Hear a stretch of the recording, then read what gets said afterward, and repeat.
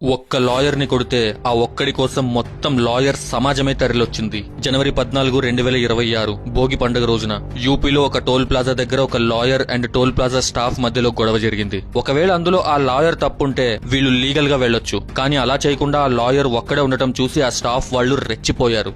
Lawyer మీద చేయి చేసుకున్నారు. అతన్ని చాలా కొట్టారు. పైగా సారీ చెప్పు అని గట్టిగా అరిచారు.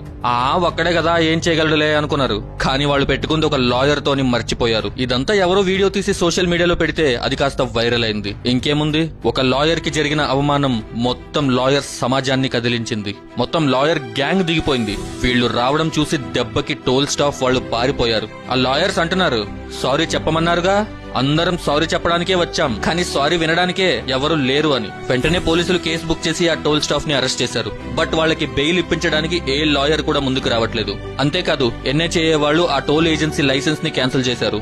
1 year వరకు బ్లాక్ లిస్ట్ లో పెట్టేశారు. అంటే ఇంకా కొత్త బిడ్ చెయ్యలేరు. అంతేకాదు 5.5 కోట్ల సెక్యూరిటీ డిపాజిట్ కూడా బ్లాక్ చేసేశారు. అందుకే ఎవరితోనైనా గొడవ అయినప్పుడు ఎవరితో పెట్టుకున్నాం అనేది ముందు వెనక చూసుకోవాలి. నోరు చెయ్యి అదుపులో ఉంచుకోవాలి.